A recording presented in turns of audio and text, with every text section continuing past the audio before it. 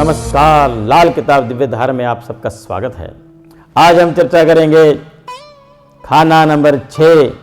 जिस जातक की जन्म कुंडली में खाना नंबर 6 में बृहस्पति और सूरज होगा, ऐसा जातक हिम्मतवान और कर्तव्यवान होता है।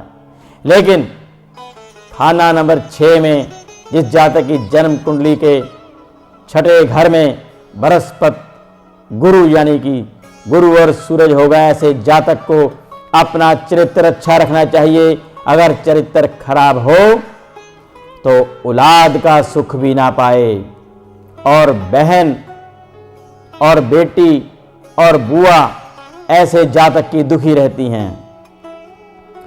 बुध यानी कि व्यापार, ऐसे जातक का व्यापार भी नहीं चलता।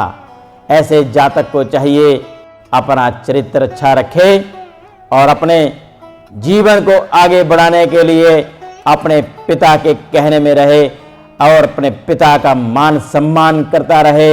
ऐसे जातक को अपने पिता से विरोध नहीं करना चाहिए, क्योंकि ज्यादातर बृहस्पति गुरु सूरज वाले अपने पिता से वैर विरोध करते हैं, उसकी बात को ना मानना।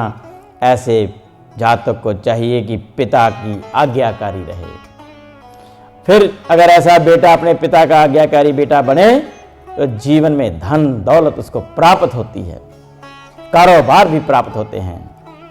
इसी तरह से मेहनत में जितनी भी कर ले, धन की कमी रहेगी, लेकिन थाली उसको सज कर मिलती रहेगी। भोजन की कमी नहीं रहेगी, धन की कमी रहेगी। चरित्र अच्छा करे तो धन भी पाएगा, भोजन भी प्राप्त होगा। इसी तरह से खाना नंबर 7, जिस जातक की जन्म कुंडली में खाना नंबर 7 में घर में बृहस्पति यानी कि गुरु और सूरज बैठे हों, दो ग्रहों की युति 7 में घर में हो, तो ऐसा जातक ज्यादातर धर्म कर्म ज्यादा करने वाला होता है। और जितना ज्यादा घर में अपने पूजा स्थान बनाए, ज्यादातर मूर्तियां या किसी भी तरह का पूजा की सामग्री घर में रखे, ज्यादा माला जपने का शौकीन होता है। और ऐसे जातक को धन की और औलाद की कमी रहती है। अगर उसके जातक के मन में है कि पूजा पाठ हर तरह से करनी है, तो साथ में किसी धर्म स्थान में जाकर करे, किसी मंदिर में, किसी गुरुद्वारा में जाकर माला जपे, तो फिर उसको किसी भी तरह का दोष नहीं लगेगा। फिर उसको औलाद भी प्राप्त होगी, धन भी प्राप्त होगा। इसी तरह से खाना नंबर 8 जिस जातक की कुंडली में होगा, खाना नंबर 8 वाले जातक को चाहिए कि वो गुरुओं का सम्मान करे, क्योंकि 8वां घर शमशान का घर कहा गया है। 8वां घर बृहस्पति और सूरज अब शमशान के घर में बैठे हैं। ऐसे जातक को अगर जिस किसी जातक के 8वें घर में गुरु और सूरज हो, ऐसा जातक किसी मृत्युशैया पर पड़े व्यक्ति के पास बैठ जाए तो उसकी मृत्यु होने से रुक जाएगी।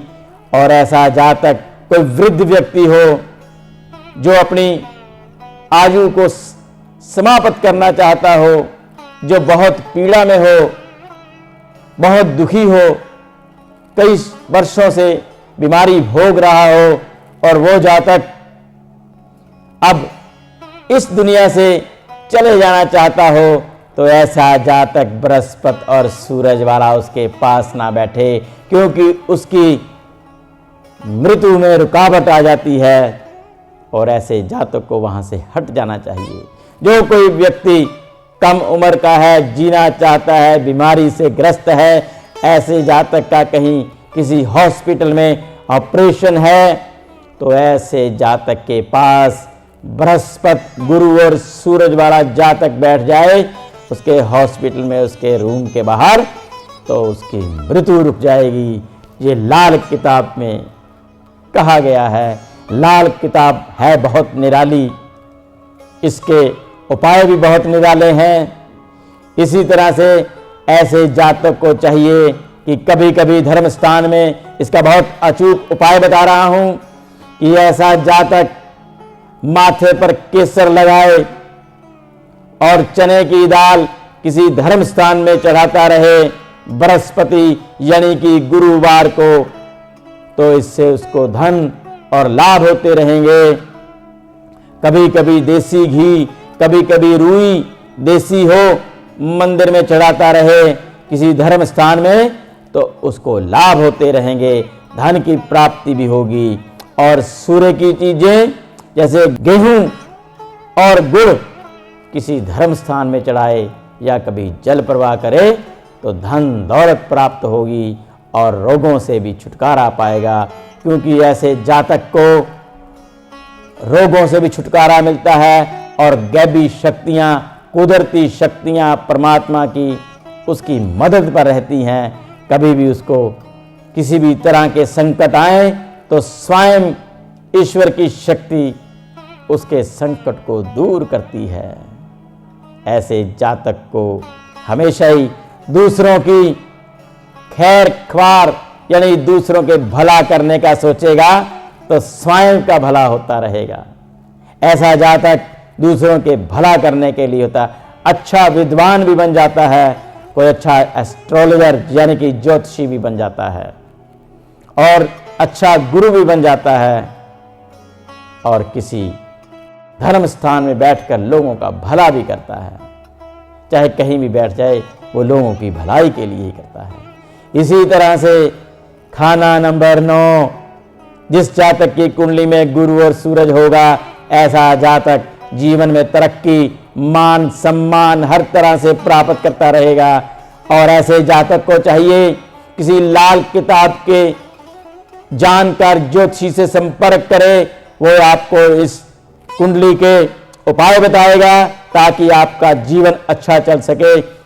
लेकिन ध्यान रखना कि किसी चावल और चांदी की चीजों का दान या गिफ्ट में मुफ्त में नहीं लेना। अगर लोगे तो किस्मत की बर्बादी होगी, अगर दान करोगे तो किस्मत के बढ़ने का सबब होगा, ये लाल किताब कहती है। और इसी तरह से आपको किसी ज्योतिषी से ही पूछकर ये उपाय करने चाहिए जो लाल किताब का जानकार हो। हमारे नीचे हो रहे फ्लैश नंबरों पर संपर्क कर सकते हैं और लाल किताब की शिक्षा भी प्रदान की जाती है पिछले 10 सालों से, और आप सीखना चाहे तो सीख सकते हैं। लाल किताब का वास्तु भी सीख सकते हैं और ऑनलाइन क्लासें भी शुरू हो चुकी हैं, आप संपर्क कर सकते हैं। तब तक के लिए वाणी को विराम देता हूं और नमस्कार।